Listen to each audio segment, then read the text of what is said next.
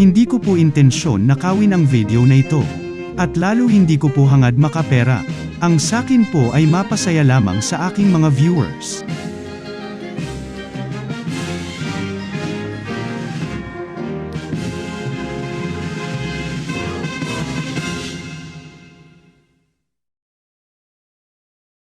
Pero wag mo intindihin yun na kasi sino ba naman, taong hindi maiiwasan na gusto sa'yo. Ikaw, bait mo, family oriented ka pa. At normal lang yun na may mga magka-crush siya eh. Pero huwag mong isipin yun Huwag mong masyadong isipin yun. Focus ka lang sa pag-aaral mo. At siyempre, kung kailangan mo ng inspirasyon, tumingin ka lang dito. Ako pa rin kaya ang iibigin mo kung makakita ka ng higit sa isang katulad ko. Di ako magbabago tulad ng sinabi ko. Ang pag-ibig ko'y para lamang sa iisang puso. Sana ay hindi lamang sa labi mo maririnig. Yan ay asahan mo pagkat ako'y tapat sa pag-ibig. Sabihin mo lagi ako'y iyong mahal. At hindi panandalian kundi panghabang buhay.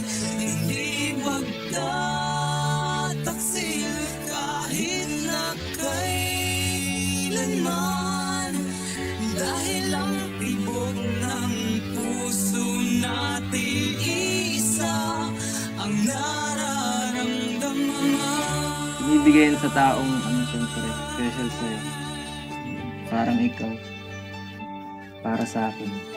Thank you po. Kasi na-appreciate ko po yung mga sinabi niyo. Appreciate. Siya nga pala. Gusto ko ulit marinig yung kinanta mo nung birthday ko. Gusto ko walang istorbo. Gusto ko ako lang makarinig. Ang ingay kasi nung nakaraan kaya hindi ko masyado narinig ng yung meaning ng kanta. Tuloy. Yo. Nabitan ako. Parang kinulang. Ano, okay lang sa'yo? Sige po. Sige nga. Sabihin mo lagi ako'y iyong mahal. At hindi panandalian kundi panghabang buhay. Hindi magtataksil kahit na kailanman.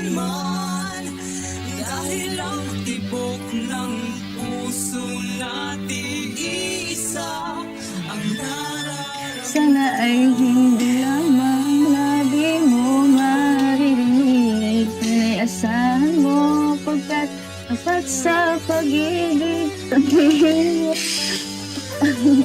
Ang tuloy na magtiting. Sabihin mo lagi ako'y iyong mahal. Sige, sir. Nalimutan mo na. Ito pa, cake. Salamat po. Ay, grabe. Bilis ng oras, no? Isang buwan na pala tayong isama. Siyempre sa vlog. At grabe. Ayan, nagustuhan mo ba? Gusto mo yung bulaklak? Salamat po. Amin mo. Bugbog mo yan.